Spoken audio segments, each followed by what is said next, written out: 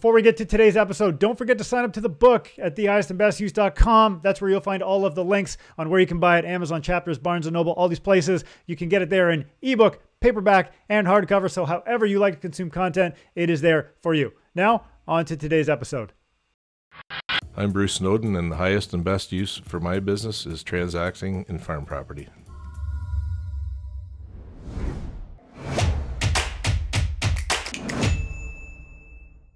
Thanks for tuning into the Highest and Best Use Real Estate Podcast, where we talk techniques to optimize your land, structure, skill sets, and time, as well as the highest and best use principles to make your business more profitable, productive, and efficient.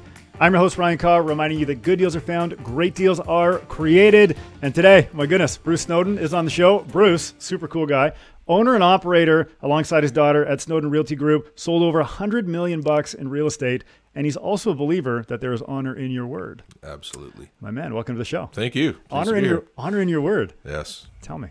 Handshake. Yeah? I grew up on a farm. Mm-hmm. A handshake is as good as written to me. Yeah. It doesn't work in this business. You do have to write it, but that's the way I was brought up. Tell the folks a little bit about yourself. I was born, raised on a farm on Enfield Road, north of Mitchell's Corners. Lived there all my life. Cash crop. Beef, dairy, worked in GM as an electrician, retired out of there, and been in real estate about 14 years now. That's awesome. Yeah. So today we're going to talk about agricultural zoning related to farming and development and how that's kind of evolved over the years, especially in Southern Ontario. Yes. So agriculture, what does agricultural zoning actually mean? Agricultural zoning is very similar to Greenbelt, but it involves farming, whether it's a cash crop, beef, dairy, chickens, horses, any vegetable, orchards, whatever agricultural businesses you can think of come under the agricultural zoning. Interesting. So that would be effectively farming. Yeah. If you exactly. oversimplified, it's farming. It's just farming. Pick your poison. What do you want to grow? Exactly. What do you want to Whatever crop? you want to crop, whatever you want to grow. Yeah. That's ag. Yeah. How has that evolved in Southern Ontario over the years? Like if we go back 100 years compared to today, what changes would we have seen over that time frame? So 100 years ago, if you owned 100 acres, you had a big farm. You might milk 10 cows. You might probably have pigs. You'd have chickens, sheep, just a general everything. Yeah. That's evolved to specializing now. The biggest dairy herds in our area now are probably in the 100 to 200 range. If you go down to the London area, they're milking 1,000 cows at 2 or 3 places. Chickens range from 10,000 to 30, 40, 50,000. There's not a lot of hog farms around. They've kind of a little more specialized. They're more in Western Ontario, but it's mainly the size. When I farmed, I had just around 60 acres. 60 acres today is not enough. You need hundreds of acres to make a go of it in the cash crop and any of these businesses. Why is that? Like, why has it changed? If 100 acres used to be a huge farm, and now it's like 100 acres, you can barely break even. Why is that? You can't break even. Oh, really? Input costs, tractors, machinery. It's nothing to spend $500,000 on a combine, $300,000 on a tractor. Well, if you've got 100 acres to pay for a $300,000 tractor, you cannot. You just, it's impossible to get the income to even make the payments on that. So that's why you need the land base. Yeah. Really? Yeah. Huh. Has that changed over time? Like for the 100 acres, were people just doing it manually? Is that why it was? No, easier? but when I started, when my dad farmed, we had a 35 horse tractor. Yep. Now a 350 horse tractor is not large. So what used to be a 10-foot cultivator to work the fields is now a 50-foot cultivator. Right. And with a 50-foot cultivator, you cover 100 acres in 3 or 4 hours. Wow. Where that's incredible. Take me 3 or 4 days back. Yeah. So ox cart back. In ox cart days, right? Yeah. Almost. Yeah. So are people buying multiple farms in order to make that work? Yes, there are. The big boys probably own in the neighborhood of 4 or 5, 6 farms, plus rent whatever they can get their hands on. They're usually in the thousands of acres. The big dairy farmers are in this area are 500, 600, 700 acres. Yeah. Sort of thing, but they whatever they can get. It's Right. pretty competitive when it comes to renting farmland. And I guess you'd have to be relatively local because you're not driving a combine 2 hours to yield a cup. It's much crop of better corn, right? if you can. That's for sure. Yeah. Yeah, there are people that'll drive an hour and a half, 2 hours. Really? They'll have 200 or 300 acres down wherever they're going, and To make it make sense. Yeah. Can you imagine driving a combine No. 3 hours? No, sorry, I can't. No. Is farmland even for farming anymore? Like in a lot of cases, you see people buying up farmland and you're like, okay, hang on, you're cash flow negative. You can barely pay the taxes. You're not really yielding a crop. What are we doing here? So the majority of farmland I've sold is to dairy farmers that have cashed in where they are for development, moved and have the cash flow to buy 3, 4, 5 farms, or it's foreign money. Really? The majority right now is foreign money. Break that down. Chinese, Middle Eastern. Yeah. They don't buy it to farm. They're just buying it. This area, to be honest, is probably as cheap an area as there is in it is the cheapest area in the GTA. You go to the west side of Toronto and it's 3, 4, or 5 times the cost of here. Right. Here being east of Toronto. East of Toronto. Yeah. Yeah. And I can't answer why. To me, this area is an amazing value in farmland. Really? Just to sit on, and that's what a lot of these guys do. So they come in, foreign money, no debt or debt? Sometimes. Yeah. Depends. Where would they get the financing for that? Don't know. I have no idea.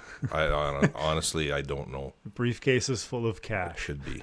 I'm not saying that. Yeah. But I honestly don't know. A lot of farmers are willing to hold the first mortgage, and that helps. Interesting. Yeah. As seller financing. Yeah. Really? Do you think there's more money in seller financing if you've owned the property for a long time than there is actually working the dirt? That's a good one. There's not a lot of money working the dirt. There really isn't. Like, unless you, again, have in the thousands of acres. So where does it change? People say, I want to buy a farm. I don't really want to farm it, but I'm thinking about land banking, speculation, maybe a small lease or something like that. Like, where do people go if they say, I want to buy a farm? This area. Yeah. There's a lot. Yeah. Whenever we list a farm, we get a lot of calls right off the top, and depending on price, how fast it sells. Yeah. Like anything else, right? Sure. Price rules. Are people predominantly looking at that opportunity for the farm itself, or are they looking and saying, hey, I just want to live on acreage? I would say the majority don't live anywhere near the farm. Really? No, Toronto, Markham, Brampton, Yeah. Mississauga, buy the farm, rent it out, because when you rent your farmland out, you get the farm rate on taxes, which is a huge help. Mm-hmm. And they just sit. They just said land banking. That's it. Sophisticated investor or non-sophisticated investor?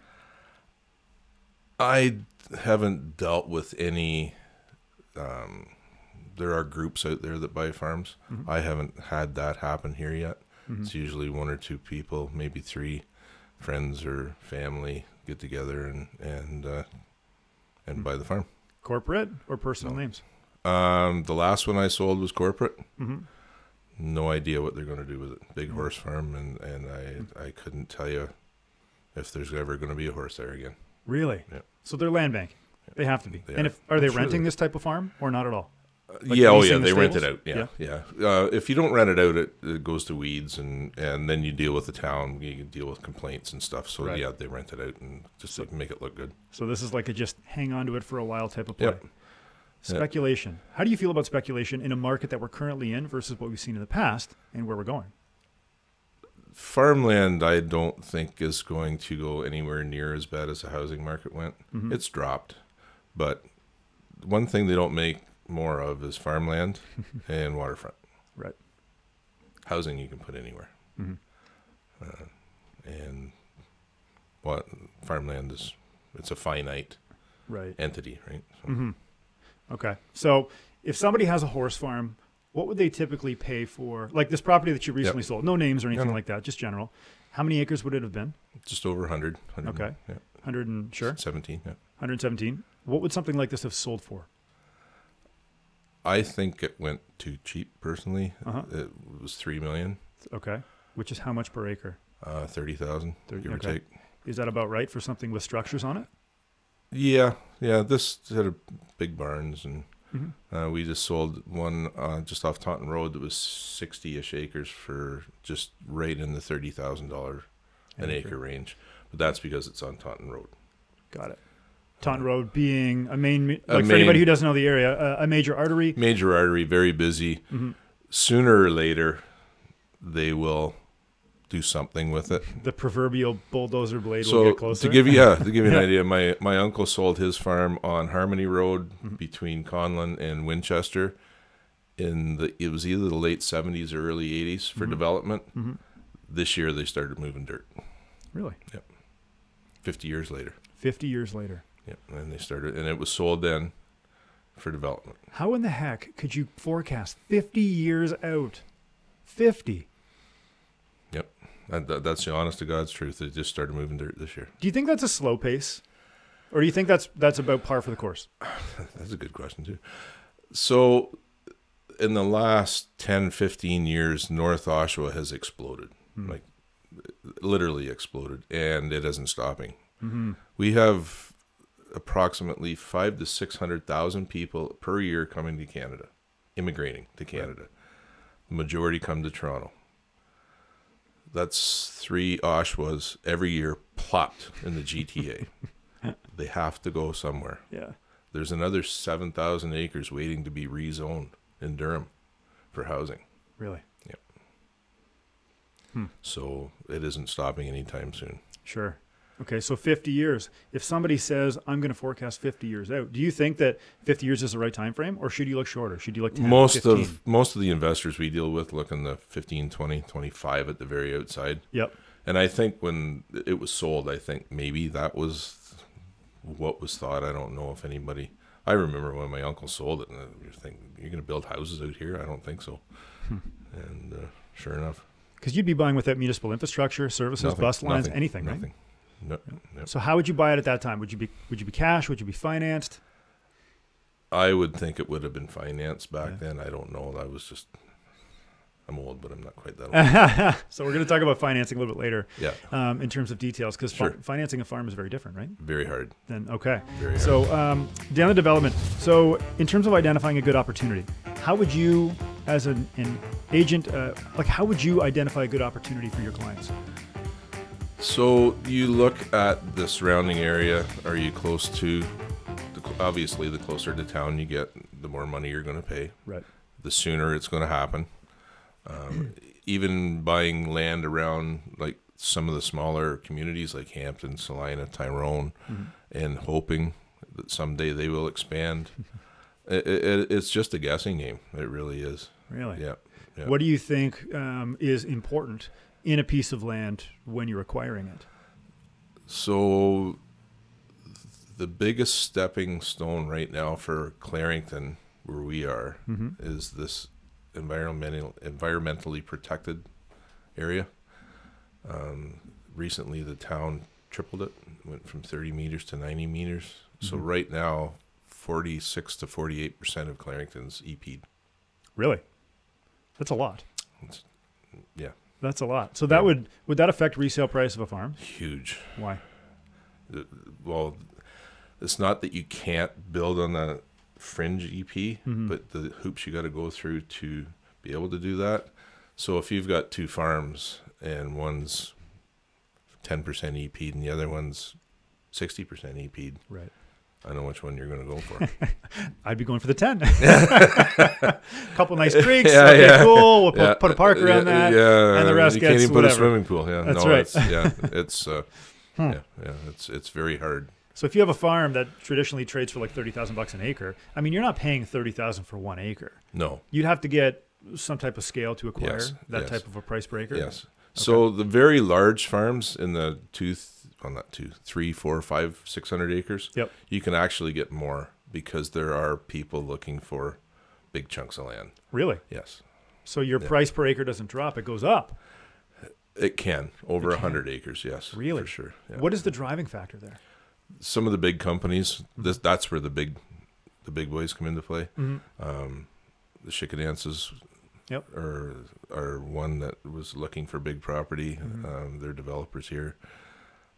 It's just, if you're going to land bank, you might as well Land bank a bunch. land bank a bunch. Yeah, So can you acquire farms like you can? it's very hard. Yeah. I know where you're going. Yeah, Yeah. Land assembly. yeah, Huh. yeah. It's not that you can't do it, but it's because you've got families that have been farming for years in between, and Yeah. it's just hard to put it all together. Is there a lot of emotional attachment to a farm? Oh my God. Yes. My grandparents farmed here for 50 years. And they farm. Yeah. And I'm going to do it the same way. Right. Yep. Right. Yep. Even though the economics have changed, the emotion still holds true. Emotions in all real estate, but emotions in farms can wreak havoc on deals. Really? Yeah. So Especially when there's more than one yeah. person involved. If you acquire a farm and then you acquire the farm next door Mm-hmm. and you're registered in the same name on title, do you merge in the same regard? Okay, I've had that happen to a client that owns a great deal of land, Right. not very far from here, Mm-hmm. big dairy farm.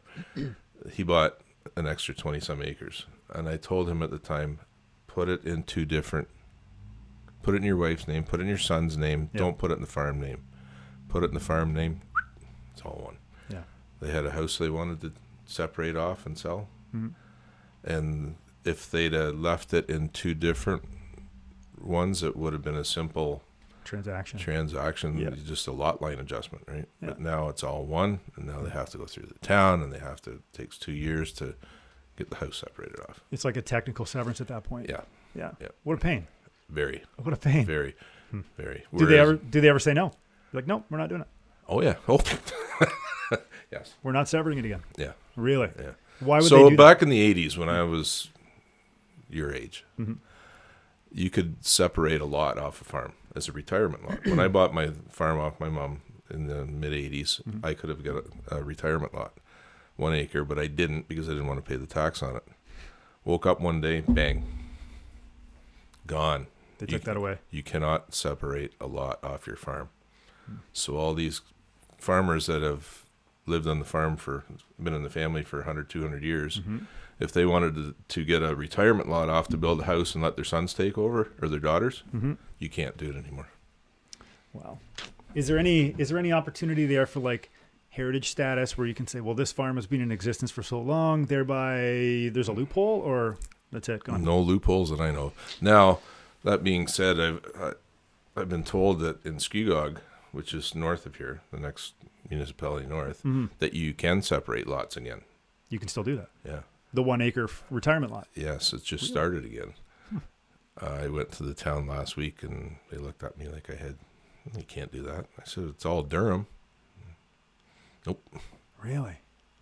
I wonder what would happen if you applied just to like you can Try do, it. well, you can do it with honey or you can do it with vinegar, right? Yeah. So like if you just applied and they denied you and you took it to the upper judicial court, the OMB, Yep. the LPAT, whatever they OMB, call yep. it these Yep. days, because they keep changing the name. Yep. And you just said, hey, this is what I'm trying to do. It's permitted in all these other areas. I want to put it through. I wonder what would happen. I've thought of the exact same thing because I own 50 acres and my kids would like to build a house on it. Right.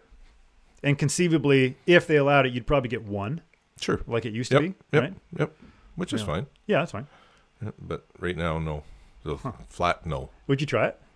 Make the I've application? I have thought about it. Yeah, that's a good idea. Maybe I will. Yeah. It got me going now. Okay. Highest and best use of farmland and permitted uses. So we talked a little bit about cattle and orchards Yep. and so on. What do you think, if you're not going to develop it, what do you think the actual best use of that dirt would be, knowing that you can't do residential? So there are limits to what you can do. That being said, there's if say you think, oh, I'm going to buy 50 acres and put 30,000 chickens on it, Mm-hmm. and there is huge money in chickens. Right.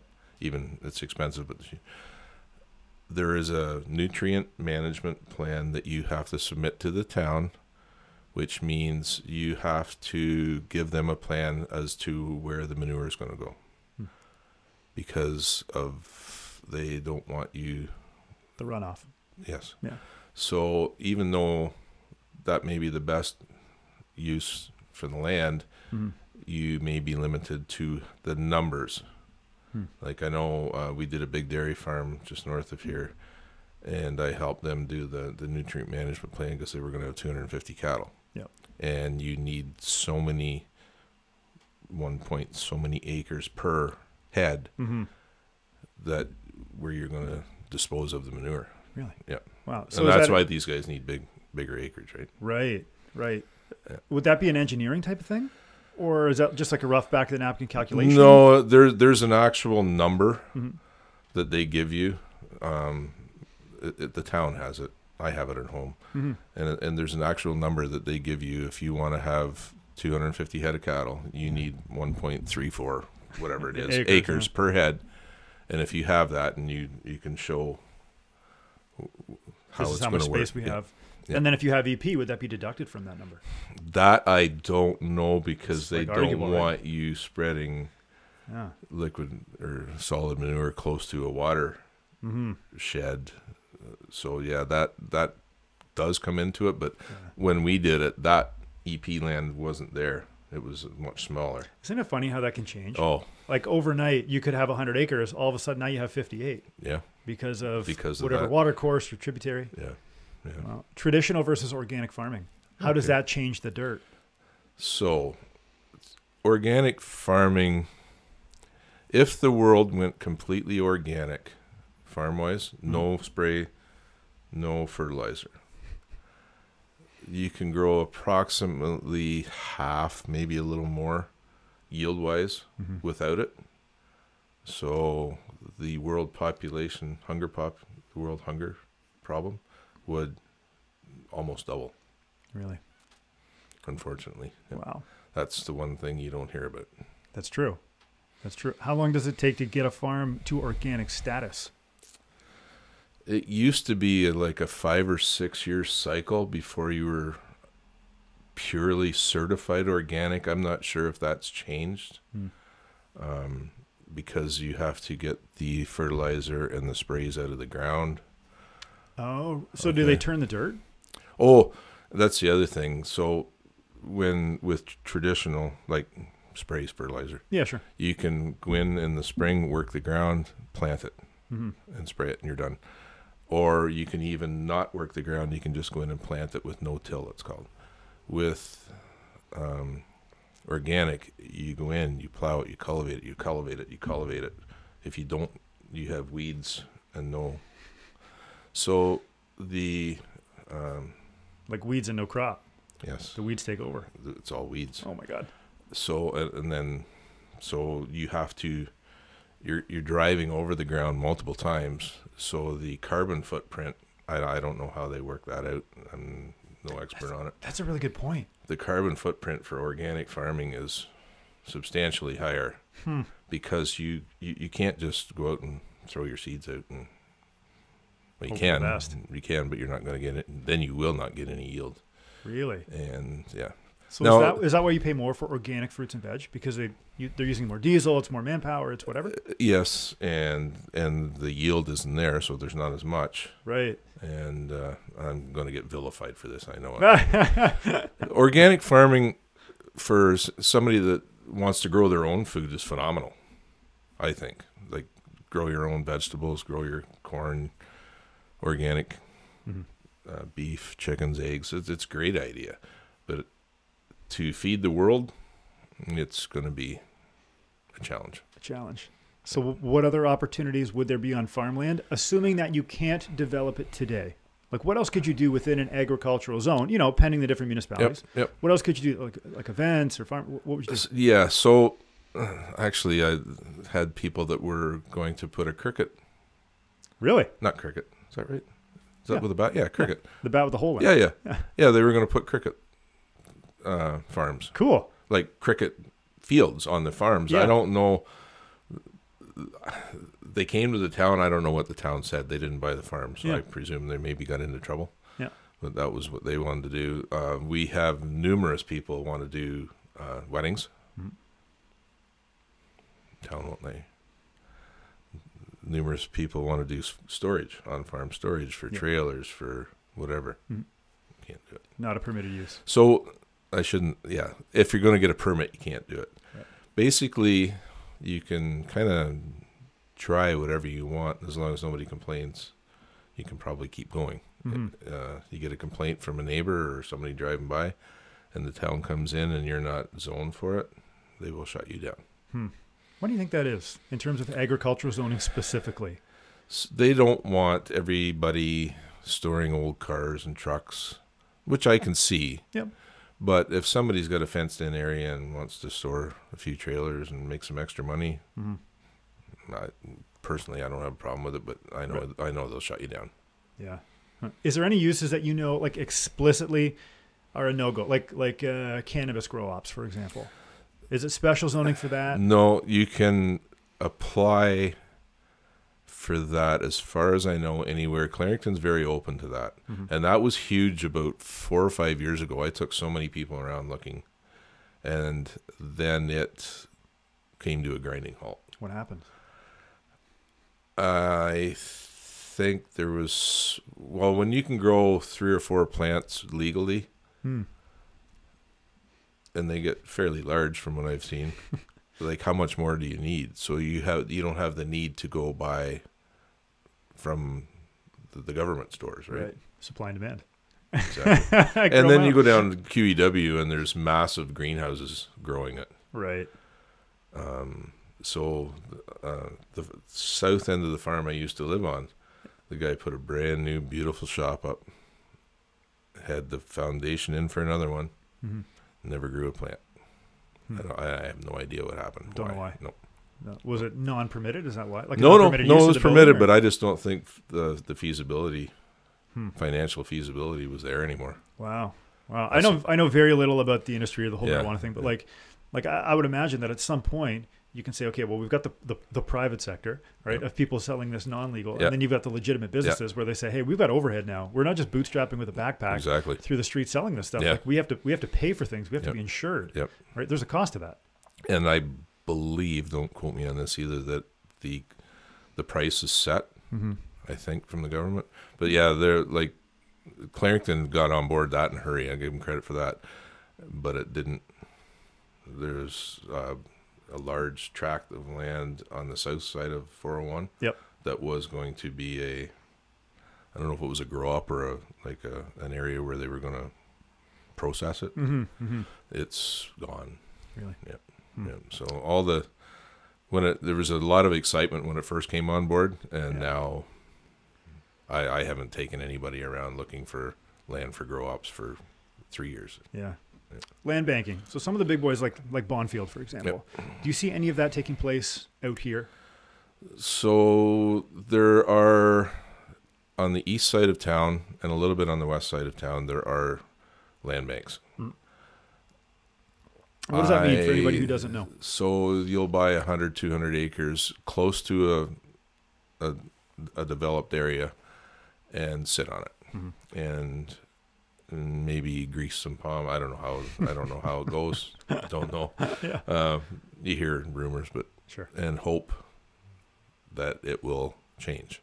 Zoning. Yeah. And once it changes, that's where the big money comes. Interesting. What do you think the lift would be, knowing that you're buying it for agriculture today, and in, as you said before, 10, 20, 30, 50 years in some cases, like what kind of value lift are we talking over and above what the market would generally see in appreciation? Like what's the net delta?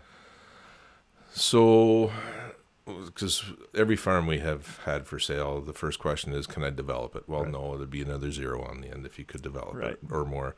So like 300,000 an acre. Oh, no, that won't even. You're looking at land that's ready to go. Yeah. Like without a shovel being put in, it's pushing $1 million. Site plan approved. Yeah. $1 million. Well, not even site plan approved. Oh. Once you get into the site plan approval and then you get the roads in and you want to sell land, it's so much a foot per front foot of road frontage. Yep. Buy by the acre, sell by the foot, as they say. Yep, you can get approximately 210 feet of usable land per acre once the roads and everything are in. 210 square feet, linear feet? No, linear feet. So you can put, say, 5 or 4.5 40-foot lots. Yep. 50-foot lots. 30-foot lots, you can put like 7 houses per acre.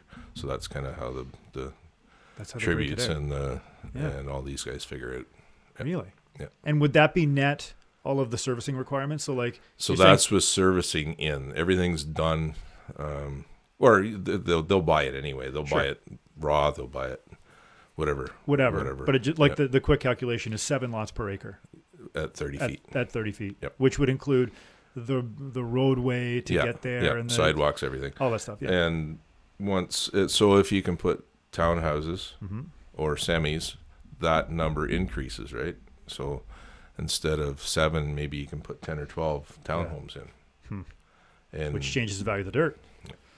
Really? And the higher you go, the more money it's worth. Yeah. Huh. That's some opportunity. I got into that. It's pretty interesting to get into. For sure. Because like you see signs going up for rezoning applications and new master plans, and we've got this community, and we're doing a 50-story building, all this stuff. You see that all the time. Yep. How would the price of dirt be affected if you're putting condos, so like multiple units vertical, on that same parcel goes versus up higher and higher? The higher you go, the higher, right? The price. Yep. The Price more per value unit. it's worth. Yep. I've got a question that somebody had sent in here. Sure. Okay. There's some big companies that buy and sell and trade farmland. It seems that they make money by holding, renting, or developing, and sometimes flipping.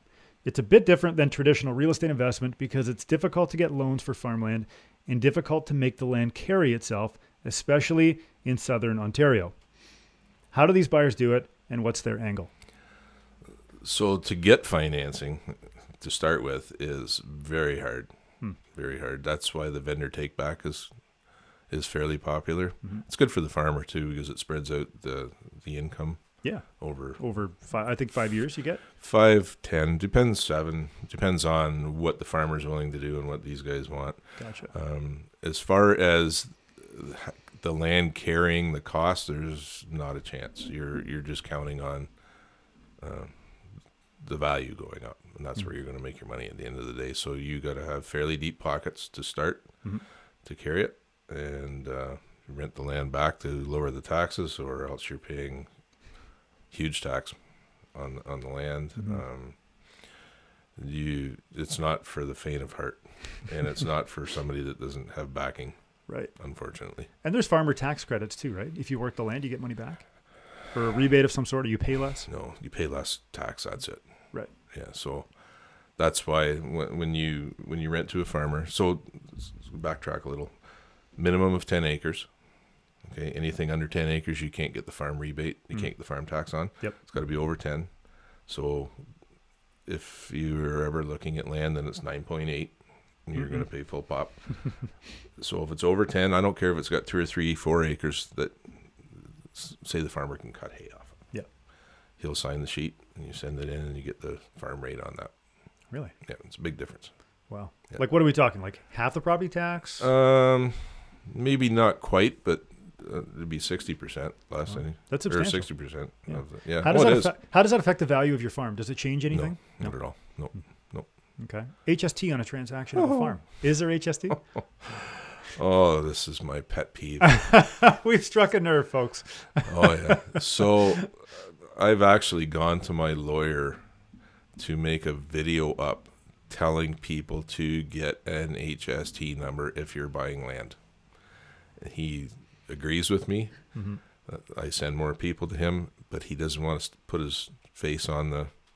I think I'm going to get him to do a written letter. If you're going to buy property over 10 acres, you better have an HST number. And if you're going to sell property over 10 acres, you better make sure that the agent that's working for you... So on an offer, on a residential offer, there's an opportunity to have the HST included in or in addition to. Right.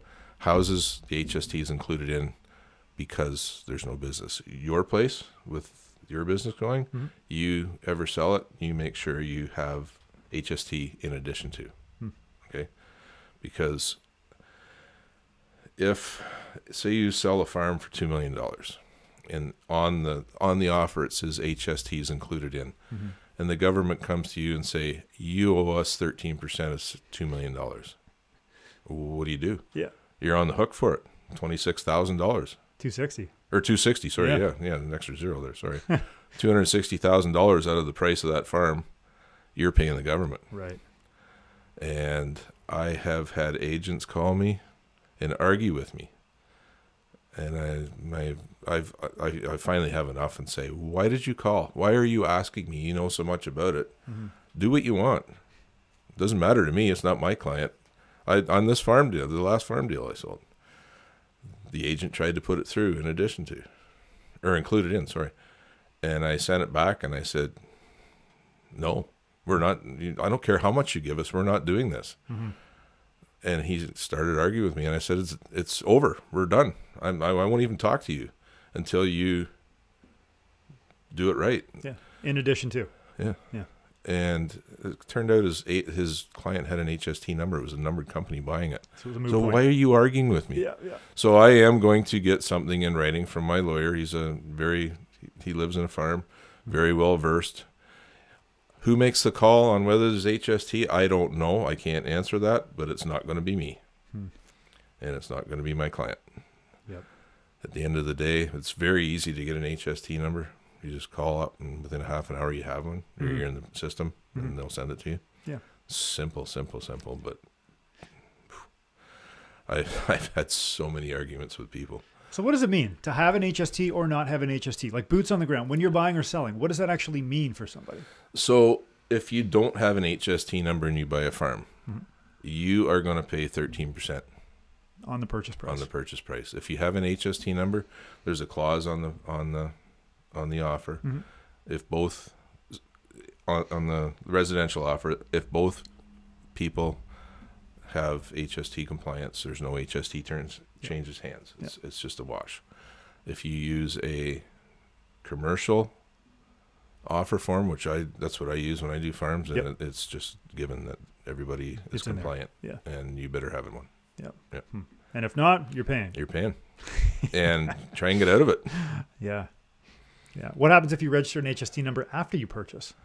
So as long as you have it before the deal closes. Gotcha. Okay. So I've got a couple more questions that were written in. I'm going to read these to you as well. It's cool. I really like when people send in questions. Yeah, that's great. Because it's fun that way. How is farm acreage generally valued? We talked about that already. How difficult is it for use of commercial property, such as farms, for wedding and events? We talked about that already too. And that's in Clarington. Yep. My son got married at a place just northeast of Coburg. Gotcha. So it's zoning dependent. Agriculture might mean something different in every location. It all depends like it's still a farm. It's just you're using the barn for events. Yep. So yes, it's very independent for area. Got it. Clarington will not let you. I've seen some agricultural zoning where they say like you can farm it, but you can't retail here. Right. So like you can't cash crop, for example. No, that's not retailing's not cash cropping. Retailing is like Pingle's Farm Market. Okay. I don't quote me on this. I don't think they can stop you from selling vegetables at the end of your driveway. Oh, really? I really don't. I don't, because that's part of farming, right? It's just because it's vegetables doesn't mean it isn't farming. It's still part of the farming. And I would challenge that to the city very strongly, if they said no to that. Right. Number 4, what types of farms, this one's interesting. What types of farms or locations are more likely to allow zoning changes? Anywhere but Clarington. Zoning changes. So if it's zoned agriculture, that's a huge window, right? Yep. Like that's an array. You can pick and choose. You can do basically anything that's agricultural related. Zoning changes, that means getting it changed from agriculture to commercial, agriculture to residential. Right. To do that, you have to be in the window that the town, city, wherever you are, is already zoned. There's a difference. It's set apart on the official plan as residential. You can still have an agriculturally zoned property inside the residential window, and you just go to the town and say, then you can rezone. Let's convert it over. Yeah. But if you're outside of the official plan and you're already agricultural zone and you're probably in some type of golden horseshoe situation in Southern Ontario, you're stuck. But that's the land that these guys are buying and sitting on. What are your thoughts on what they just did with Bill 23 and all the greenbelt that they've been Okay, releasing? you want to talk about greenbelt? Yeah. Okay. Let's go down the path. Let's go down the greenbelt path. The greenbelt was originally brought in, so they say, to protect farmland. Unfortunately, all those farmers where that 407 went are in the greenbelt, and their land value, because it's now greenbelt, then you can't do anything with it, is substantially less. So 407 bought all this property because it's greenbelt for undervalue, and you can follow it with the 418, the 412, the 407. The 407, my father bought the farm that I was on in mid-50s. A good friend of his said, "Oh, you lucked out. You bought a farm where the 407's going." 55, 56. So 70, it's been known. 70 plus years ago. Yeah.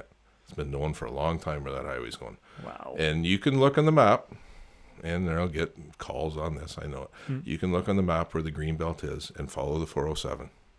And it's almost identical here. And so 407 owns a bunch of land around the periphery. Yeah. Right. Bought it cheap, sell it high, pay for the highway. So this is theoretical. You're saying conceivably they plan for the highway. Before they do the highway, they deem it greenbelt. The value of that property goes down. Yep. They expropriate the land low, put the highway in, and then resell the property later higher to pay for the cost of the infrastructure. It sure helps, yeah. And I know people are going to say, "Oh, you're dreaming," but just look at the map. Just look at the map where the greenbelt is, and look at the map where the 407 goes through. 70 years ago. Especially the north-south routes. Right. Which are the connectors between the major arteries in Ontario. Yeah. You look at the farms on the 412, on either side of the 412, and there's houses built right up to their back fence. The farm I'm talking about actually just sold all their cattle and got rid of the quota. Right. And the complaints they'd get from the smell from the people that live next door, well, and that happens everywhere. That's just a normal. You're going to move to the country, you're going to smell what you don't like. That's right. That's right. And that's really interesting because, like, as a builder, if I build or develop somewhere as an infill or something like that, there's a thing on the forums that say, what is the minimum distance separation between what you're building and where the closest dairy farm is, for example. And if it's far away, then it doesn't matter. But if it's close, they make you engineer that and check it. Which way does the wind blow? What do they produce? Exactly. Is it chickens? Is it cattle? Is it cheese? What do they do? Right? Yep. And if it stinks, they won't let you build there. Yeah. Yep. So how people can put housing up against the farm in that respect is very different. Go down 23 when you're out on Lake Reach Road, and the big farm on the north side of Roslyn, and look where the houses are, how close they are. They're right along the back fence line. Right. And that's green belt. And the 412 goes right across the road, right down. Right. Might be a coincidence, I don't know. Might be. I'm a bit of a conspiracy. Okay, so the folks that bought, there's a conspiracy going around right now where they're talking about, the government said we're going to unlock some of this land in the Greenbelt with these new bills that are coming through. Miraculously, a few months before that took place, all of that land got bought and sold by some of the bigger developers. Sure. What do you take on that? They've got a pretty good idea, I would say, where the housing's going to go. Like, they just don't go buy land out in the middle of nowhere. They buy close to town. And it's anybody's guess. Did they know beforehand? I don't know. I don't know. Yeah. Who knows? Let's talk financing. Financing. How do you finance a farm? If you're going to go to a bank, go to a bank that is in the country. Don't go to a bank in downtown Toronto. That's another thing we deal with all the time.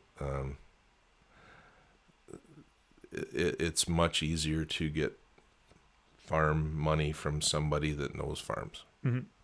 Just makes it's just easier to do. Sure. Is it a different language in terms of banking? Is it a different language to say, yes, I understand the way that agriculture works, versus somebody saying, well, I'm a spreadsheet banker and numbers don't carry? No, well, you can't take numbers to a bank and from a farm and hope that they're gonna, because they don't. They just don't. You're counting on the land value going up. Mm-hmm. So what type of institution will lend to a farm? The banks will. Again, there are a few, and unfortunately, I haven't dealt with. I deal more with vendor takebacks. Sure. Or people that come in that have the money to do it. Right. Farms are sitting there free and clear, and they're Yep. like, okay, it's this. Now, many millions. if you own a farm already, Mm-hmm. you can go to the farm credit union, and they will fund other purchases, buildings, whatever. Yep. If you are already in the farming business. Will they register collateral or debt against the property in that respect? Yeah. So it's the same. Yep. Oh, it's exactly the same, but Yeah. much easier through the farm credit than through a bank because that's all they do. Are they looking at loan to value, or are they looking at, okay, what does this farm actually produce? I think they look at potential. I think. I haven't actually done one. Mm-hmm. If you can go in with a plan and say, I want to build this barn, I want to milk this many cows, or I want to raise this many chickens, this is the income I can expect. Mm-hmm. They'll take all that into account. Like as a business case. Yeah. Farm or whatever aside, it's a Yeah, business. yeah. Still, at the end of the day, it's still a business. Vendor takebacks. What does that mean? So you're going to buy a farm from me. Let's use the 2 million thing. When I write them up for people, my clients, I try to keep it at minimum 50% down. And I'm the bank. You're the borrower, and it's exactly as written up by a lawyer. It's not done on a napkin or anything like that. Lawyer writes it up. It's exactly the same as any other loan. If you default, sorry. Yep. You don't pay, we're taking your farm. Yeah. Yep. Yeah. And there's a tax deferral. Far as I know, I'm not an accountant by any stretch, but it does spread out the income. If I've known farms that have been sold with 30% down, and the people that sold the farm don't have the money to pay off what is necessary and are in very bad financial situations with that little down. Can you ever owe more on the farm? Like in that circumstance, I'm just trying to understand. Whatever it's called. Well, yeah, like how do you, if you sell something, Yep. conceivably, and you've made money, you have to pay tax on that money, right? So how do you put yourself in a situation where you owe more than you got? so that's that 30% down Yeah. that you end up owing money that you don't have because you have over. There's a farm that happened to not that long ago, and it never should have happened. The agent should have made sure that didn't happen, but older people and. Yeah. Doesn't work out. So for vendor takebacks, assuming somebody would own that land free and clear generations over generations, Yep. they sell it and they say to the seller, hey, you know what? I've got all this money kicking around. Might as well give it to you. Yeah. And make some interest on that. Yeah. Right? Instead of them going to the farm credit union. Yeah. Yeah. And it's not like you're giving them money, right? Right. It's just a loan. You're just not collecting. Yeah, you collecting it, and it's a nice monthly income for the farmer. You're not working the fields anymore. Exactly. Right. Yeah. What about options? Have you ever bought and sold options No, on a I piece have of real not. estate? No. No. Do you know anything about it? No. Nothing. Okay. No. So that clears that up. No, I haven't, and I don't know anything. I'm sorry. Yeah, it's interesting to hear when people are saying, "Oh, I'd like to buy an option on that property, like an option to purchase," because you get a chance to buy it, but you have the you have the opportunity, but not the obligation. Yeah. Yeah. Which is kind of neat. If you're buying, I don't know about the seller. The seller is like, well, Yeah. better be a good deal for them too. Yeah, like we've written deals up with right of first refusal. Right. Which is effectively an option. Yeah, I guess so. Yeah. So if I buy part of your farm and you're going to sell the other part, I want the first option to buy it. Yeah. Yeah. So Where's a good place to actually go and buy farmland if you're going to farm? Like if everything is so expensive, I go east. where do you go? East. Yep. Like Kingston? No. Like Montreal? No. You get down to Kingston, you're farming rocks. Anything east of. Let's see. If you go down in the county, Prince Edward County, there's about this much topsoil. I would stick. Well, anything east of the 115 drops. There's some good farmland down there. Yeah. Yep. Okay.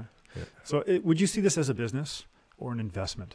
What is the primary economic driver for somebody to purchase? In this area is an investment. Yep. If you go down, you can buy, if you can keep it to like under the $10,000 an acre, I think you could probably run it as a business. As a farm? Yep. $10,000 an acre. Yeah. Wow. So you're buying 100 acres for $1 million. Yeah.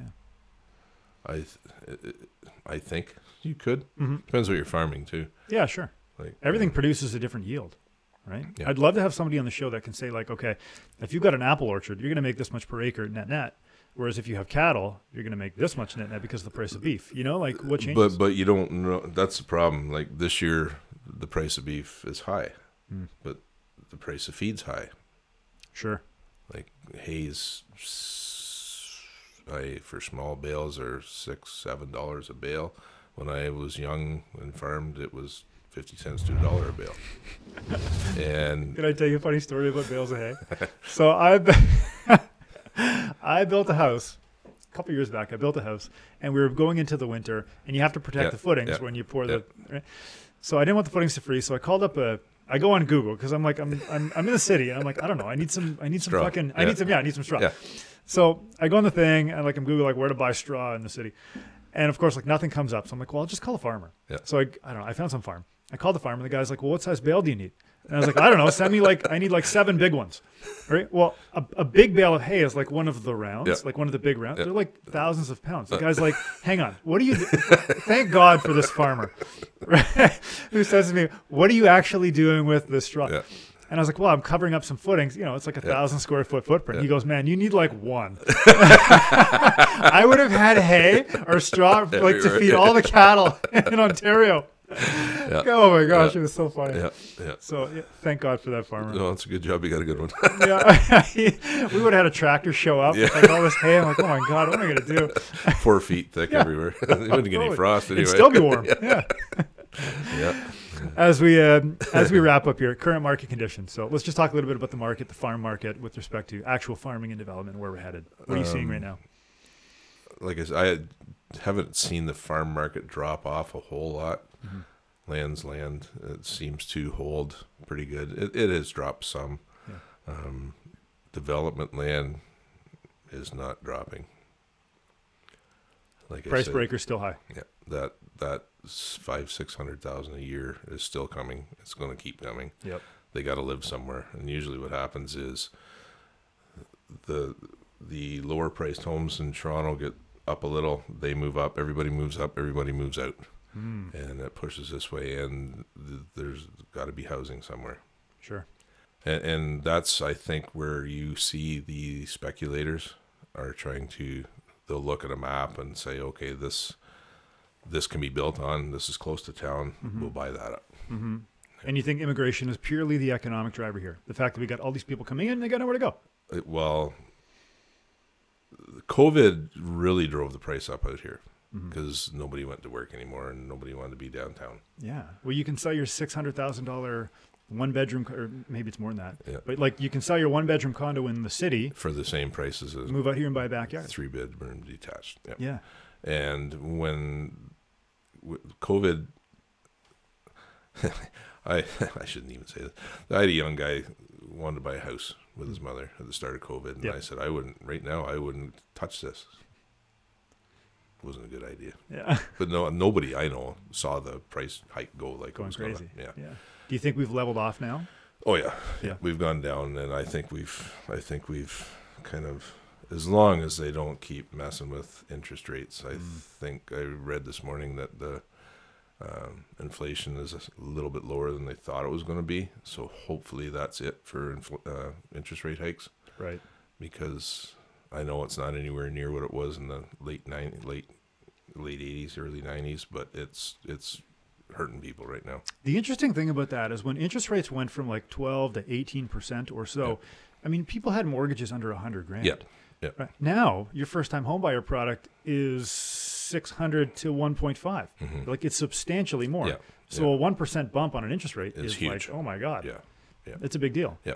But net, if you look back, you say, okay, the carrying costs are the same as what they were pre-COVID. It's just the prices have changed. Exactly. Right. So they've kind of and the price of the carrying costs for a home when it was really high, the interest rates were down, is very close to the carrying cost now when the prices come down a bit and the interest rates gone up. So those costs haven't changed a whole lot.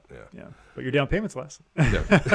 Assuming you can qualify. Yeah, that's the other thing. Yeah. Well, thank you so much for being on the show today. Oh, it was great. I enjoyed this. On this side of the mic, this has been so much fun to have somebody come in and talk about agriculture and the way that you see land and the way that you see your clients seeing land, which is really cool. It's a different perspective that I don't think enough people get privy to. Yeah. So to be able to have you here and share that with us. That was great. I enjoyed it. Isn't it? Where can people find out more about you? Our website is snowdenrealty.com. My daughter is the guru behind the advertising. She looks after all the residential listings and that. She does all that stuff, and it's out of my expertise by a long shot. But any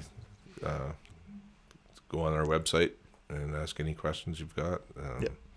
That's the easiest way to get us. She's on Instagram, Facebook, that's social media. Thank you. Yeah. Like I said, that's not me. Yeah. But yeah, she looks after all that. She's amazing at it, and awesome. And she looks after most of or if not all of the residential listings and sales that we do now, and I look after the farms and commercial. So why is it that some realtors trend towards more expensive property but lower volume, whereas some people trend towards like first-time home buyer product but higher volume? Why is that?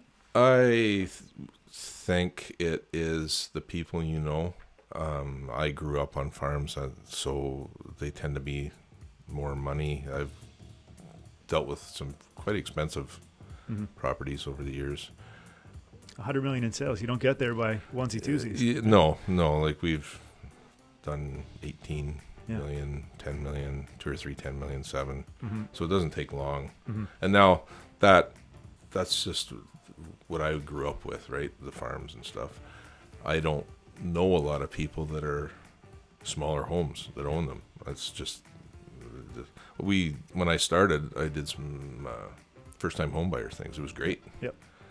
Those kids are all like your age. Most of them own houses now. Sure. Whereas Madison, she's 30. We've just talked about this. We're going to start doing some more first-time home buyer, and if you already own a home and you want to get into a rental property, that's the sort of thing. Some investment grade stuff. Yes, that's what we're going to start going after now. Very cool. Yeah. Very cool. Yep. Awesome. So. Bruce Snowden, there you have it. Agricultural zoning. What a great show. Don't forget to check out the book at thehighestandbestuse.com. I'm your host, Ryan Carr, reminding you that good deals are found, great deals are created. Like, share, follow, and subscribe, and we will see you on the next episode.